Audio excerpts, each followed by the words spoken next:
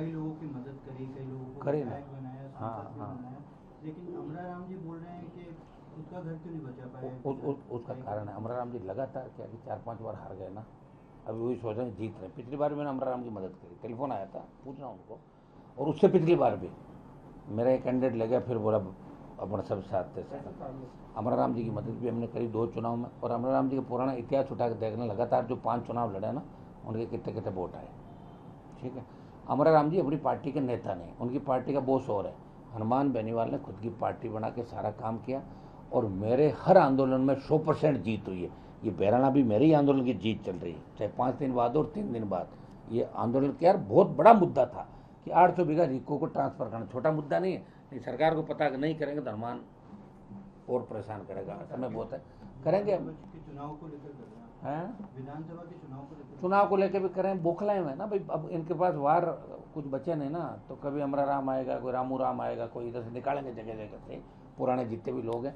लेकिन अमराराम जी के यहाँ आरएलपी ने अमराराम जी को कंप्लीट वोट दिया, और कम्युनिस्ट पार्टी के नागौर जिले में 2-3 हज़ार वोट है पूरे संसदीय क्षेत्र में, वो सारा ज्योति मिर्धा को मिला। आप समझ रहे हो कितने दोगले ये लोग। आरएलपी का वोट मिला अमराराम को, और कम्युनिस्टों का 3-4 हज़ार वोट मिला भारतीय जनता पार्टी। तो ये कोई हमारे हितैषी नहीं है। क्योंकि थर्ड फ्रंट की हम बात करते हैं, अमराराम जी मेरे सीनियर है, हमने खूब लड़ाई साथ लड़ी, लेकिन जो बयान उन्होंने अच्छा नहीं। चुनाव हार जीत उनकी जमान जब तो 3 बार अमराराम जी की, तो फिर क्या हुआ, कर लो कुछ नौकी तेरा। ये तो मेरा ही वो था। अमराराम जी ये कह दे कि राष्ट्रीय लोकतांत्रिक पार्टी के वोटों के बिना मेरी जीत हुई है, तो आरएलपी के लोग बता देंगे। नहीं तो मैं ये कह रहा हूँ कि कम्युनिस्ट पार्टी के सारे नागौर के वोटर भारतीय जनता पार्टी के साथ थे, मेरे साथ एक भी कम्युनिस्ट नहीं था, फिर भी मैं जीता बिना कम्युनिस्ट वोटों के। और मेरे सामने खियूसर में 6 बार कम्युनिस्ट लड़े और 1000 का आंकड़ा पार नहीं किया, बेचारे 500, 300, 200 लटकते हैं। देखिए, मैं एसएमएस अस्पताल भी गया था, और अस्पताल जाने के बाद वहाँ आईजी, एसपी, कलेक्टर तमाम लोगों से बात हुई, डीजीपी से बात करी हमने। वो माइंस माफिया जो भी हैं, गुजरात की फर्म बताना जिसका बहुत सा काम है, और पर्दे के पीछे यहाँ के भारतीय जनता पार्टी के नेता उसके अंदर शामिल है। और रातों रात उन लोगों ने कोटपुतली क्षेत्र के अंदर आतंक मचाया। बेचारों ने धरना गांव के लोगों ने दे रखा था, धरना एसडीएम ने जब्त कर लिया, सारा टेंट वेंट कुर्सियाँ। और जब धरने पर गए तो इन पर फायरिंग और पत्थर बरसाए, जिससे लोग इंजर्ड हुए। उसको लेकर राष्ट्रीय लोकतांत्रिक पार्टी की टीम कल हमारे नेताओं की वहाँ गई थी, वार्ता करके भी आई थी। समझौता उनके साथ हुआ कि 307 की धाराओं के अंदर लोगों को गिरफ्तार करेंगे, गोलियां कहाँ चली, कितनी चली, उसकी भी जांच होगी, और माइनिंग का जो विवादित एरिया उसको रोक दिया, और बाकी माइंस पे भी रोक लगाने की बात करी थी। ये जो सरपंच साहब उस गांव के आंदोलन के अंदर अगुवाई करें, उनके साथ मेरी टीम बैठी थी, एसपी, कलेक्टर, तमाम लोग बैठे थे। अगर हमें लगा कि आगे न्याय नहीं मिलता तो मैं स्वयं उस गाँव के अंदर जाऊँगा, पूरा करेंगे। लेकिन आवश्यकता नहीं है, जो अपराधी है, दोषी पकड़े जाएंगे, और गलत तरीके से माइनिंग माफिया चाहे कितना ही बढ़ाओ, उसको राजस्थान के अंदर नहीं पनपना चाहिए। स्थानीय सांसद का भी नहीं, विधायक का भी नहीं पहुंचना, और सांसद भी नहीं पहुंचे, दोनों ही बीजेपी से। उनका तो अपन क्या कर सकते हैं। अभी बीजेपी के जैसे उनकी गला रेत की हत्या की यहाँ पे, मेरी पूरी टीम वही है रात से कल दोपहर से। मेरा काम मैं कर रहा हूँ, अब कोई नहीं कर रहा। और इसलिए लोगों को जलन भी है। ये नए नए जो 80 साल के 90 साल के डोगरे निकलने के लिए आ रहे हैं ना बयान देने के लिए, ये बरसात के टाइम जैसे निकलते हैं, वो यही तो तकलीफ उनको कि हम तो पूरे जीवन किया, लेकिन उनको पता नहीं तुम हर आंदोलन के अंदर सौदा करते थे, और सौदा करके आंदोलन में बैठते थे, फिर सौदा करके ही वापस रवाना होते थे। हनुमान बेनीवाल ने सत्ता छोड़ी, सत्ता छोड़ के संघर्ष किया। और ये बॉर्डर जाम मैंने किया था, इन्होंने नहीं किया। ये कॉमरेड बॉर्डर मैंने जाम किया, मैंने 7 दिन का अल्टीमेटम दिया कि मैं दोबारा आ रहा हूँ। उससे जब मैं आ रहा था लाख लोग लेके, तो चोरी छुपे कुछ लोग जाके वहाँ बैठ गए उन बॉर्डर के वहाँ पर। जब मेरे साथ लाख लोग थे तो लोगों ने कहा फेंकेंगे उनको उठा के, मैंने कहा बिल्कुल नहीं फेंकना, ये भी अपने भाई है, रहने दो। फिर कई शिकायत हुई, कोई कंबल चोर के ले गया, कोई घी चोर, रात को मारपीट होती थी हमेशा बॉर्डर पर। लेकिन इस देश के अंदर अगर अपने झंडे के साथ आंदोलन किसी नेता ने किया, हनुमान बेनीवाल ने किया, आरएलपी का झंडा लगा हुआ था आंदोलन को, नहीं तो सबके किसान के झंडे थे, एक आरएलपी का झंडा और दूसरा किसान का। मैं जब मेरी पार्टी कूदेगी मैदान में तो मैं झंडे के साथ ही कूदूंगा, बिना झंडे को क्या लेना देना मेरा कूदने में किसी आंदोलन के अंदर। झंडे के साथ कूदा, चाहे अग्निवीर का आंदोलन हो, चाहे पहलवान बेटियां को। जो बहुत बात बोल रहे हैं आज, उनकी तकलीफ सबके एक ही बात है कि इस आरएलपी पार्टी ने हमारी दुकानें बंद कर दी, हमें आउट कर दिया सारा राजस्थान। और अब राजस्थान का नौजवान कम्युनिस्टों को घर बिठा देगा, इनका खाता नहीं खोलने देंगे राजस्थान में, अब चिंता नहीं करें। हैं सर जिनकी उम्र 20 से 25 साल है उन पर केस किया जा रहा जा है, सारा उनके जो पढ़ने वाले स्टूडेंट्स उन पर केस किया जा रहा है। 150 से ज़्यादा बच्चे पकड़े गए और 200 के पीछे पुलिस दौड़ रही है। मैं भी देखता हूँ भजनलाल सरकार में कितना एकदम है, ये हमें थकाते हैं या हम भजनलाल को थकाते हैं, ये पता लग जाए हमारी अग्नि परीक्षा है कि कौन किसको थका रहा है। और मेरे तो हथियार 2014 के अंदर जमा है, मेरी रिवॉल्वर 12 बोर कम से कम 5 लाख का हथियार है।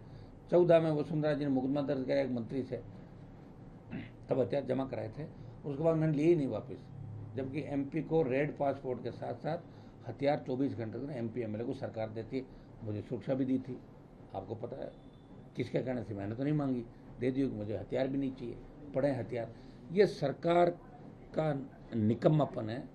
सरकार बिल्कुल डर गई और सरकार डर के सारे नेता एक कमरे में बैठ गए, चाहे कांग्रेस के बड़े नेता हो, चाहे बीजेपी के और चाहे कम्युनिस्ट हो। ये कम्युनिस्ट जो पार्टी के नेता बयान दे रहे हैं, ये भारतीय जनता पार्टी के नेताओं के कहने से बयान दे रहे हैं, क्योंकि आपको पता है कि कम्युनिस्टों ने बड़ा आंदोलन जयपुर में किया था, तब घनश्याम जी तिवारी और गुलाब जी कटारिया के यहाँ हाथाजोड़ी करके उस आंदोलन को समाप्त करा था। मुझे याद है सारी वो चीज़ें, मैं यहीं तो मैं गया थोड़ा ही था उस समय, मैं तो विश्वविद्यालय का अध्यक्ष रहा हूँ, कॉलेज का रहा हूँ, लंबे समय मेरे पिताजी एमएलए थे। कई लोग तो 13 में 14 में, मैं वो हमें क्या राजनीति सिखा रहे हैं, हम तो स्कूल से लेके कॉलेज यूनिवर्सिटी जा रहे उसी के अध्यक्ष बने भाई। स्कूलों में चुनाव कराए, कॉलेज यूनिवर्सिटी विधायक सांसद पार्टियां, और जा रहे वहाँ सस्पेंड हुए। सस्पेंड हमेशा होता है, पार्टी से भी हुए, विधानसभा से हुए, लोकसभा से हुए, सारा हुए, और खुद की पार्टी बनाई और पार्टी बना के संदेश दिया देश में कि राजस्थान के लोग बीजेपी कांग्रेस के अलावा तीसरी ताकत को भी खड़ा करेंगे। और आप देखना कि 28 का जो रण होगा उसमें आपको दिखेगा कि राजस्थान का जो जवान है वो 20, 25, 50 इस बार तय करेगा कि मिला जुली का खेल हम नहीं चलने देंगे। जिस तरह हमारे बच्चे सुसाइड करें नीट को लेके, जो सीबीएसई का 12th का जिस तरह हटाया लोगों को परीक्षा प्रणाली यही से करने की बात को करके, कितने बच्चे हताश है, निराश है, कोई बोलने वाला नहीं। कोटपुतली की घटना, मेरे पर टेलीफोन आई, सीधा मैं एसएमएस चला गया, बच्चों को भेजा, मैंने कहा भाई अकेले नहीं है, गाँव को जरूरत पड़ेगी मैं जाकर बैठ जाऊँगा उनके साथ। आप बताइए, ये ड्यूटी मेरी थोड़ी है, ये ड्यूटी कांग्रेस पार्टी की भी है, ये भारतीय जनता पार्टी के जिन नेताओं की भजनलाल के आसपास नहीं चलती होगी उनकी भी ड्यूटी है कि कम से कम जाके उन लोगों के हालचाल पूछे, उनकी मदद करें। कानून व्यवस्था वेंटिलेटर पे, आप देखिए मदन जी का छोटा सा विरोध हुआ, 3-4 अधिकारियों को हटा दिया। क्या लोकतंत्र में विरोध करना अपराध है? यहाँ हमारे यूनिवर्सिटी गेट पे जो बच्चे आंदोलन कर रहे थे, एक मुकदमा इस बात का भी और दर्ज कर लिया कि पुतला क्यों जलाया। तो अब तो बीजेपी वालों ने पुतला जलाया 3 दिन पहले, उनका भी हम करवा रहे हैं। कांग्रेस जल सब पे कराओ मुकदमा। या आरएलपी के लिए कोई नया नियम लेके आए हो कि आरएलपी हल्ला करे तो मुकदमा और दूसरी पार्टियां हल्ला करे तो मिला जुली का खेल, ये चल रहा राजस्थान के अंदर। थर्ड फ्रंट के रूप में आप मदद करेंगे क्या हमरा राम जी या अन्य पार्टी? ये तो अब कहाँ 28-29 कहाँ रहेगा, अब काय की मदद, गए तो सब लोग, इनका है ही नहीं। तो अब की बार योग संयोग की बात है, लोकसभा के अंदर हो गया मामला, क्योंकि हम वचन से बंधे हुए थे, मदद कर दी और इसमें इनका भी ठीक हो गया, बुढ़ापा सुधर गया इनका, अच्छी बात है। एमपी बन गए, मेरे बराबर वाली सीट है दोनों की, हमारा कोई आपसी झगड़ा नहीं, लेकिन जो उन्होंने बयान दिया वो थोड़ा ठीक नहीं। मैंने तो अच्छा बयान दिया था कि आरएलपी की वजह से हमरा राम जी का बुढ़ापा सुधर गया। तो बुढ़ापा तो बुढ़ा आदमी बुढ़ा ही कहेंगे, और क्या। अभी 50 साल क्रॉस हो गया, जब 80 चला जाऊँगा तो 80 साल का आदमी का जवान होता है क्या? ये भी मेला है क्या? वृद्धावस्था, युवावस्था, ये तो पहले से लिखी हुई है ये सारी तिलमिला उठे, भीड़ नहीं है, 500 आदमी इकट्ठा नहीं कर पा रहे, 1000 नहीं, लाखों हनुमान बेनीवाल के साथ आ रहे हैं, 47 डिग्री पे दिल्ली की ओर बढ़ रहे, आगे खलबरा गए, और उनके जो दुकानें उठ गई उनकी सबकी, तो उठी हुई दुकान, बुझे हुए दिए, चले हुए कारतूस, ये जगह जगह से निकलेंगे, आएंगे राजस्थान, तो कोई फर्क नहीं पड़ने वाला। आरएलपी के कार्यकर्ता गाड़ियाँ पकड़ लेंगे तो नहीं ले लेंगे गाड़ियाँ दूसरी, घनी गाड़ियाँ आजकल फाइनेंस में दे रहे हैं लोग, ठीक है ना। आरएलपी को कमजोर थोड़ी, आरएलपी अब दिल्ली के अंदर 28 के रण के बाद राष्ट्रीय लोकतांत्रिक पार्टी दिल्ली की ओर बढ़ेगी, और बीच में जो उत्तर प्रदेश के चुनाव हो रहे हैं, हम उत्तर प्रदेश में भी राष्ट्रीय लोकतांत्रिक पार्टी चुनाव लड़ाएगी इस बार, विधानसभा चुनाव जो 27 के अंदर होगा, पूरी है।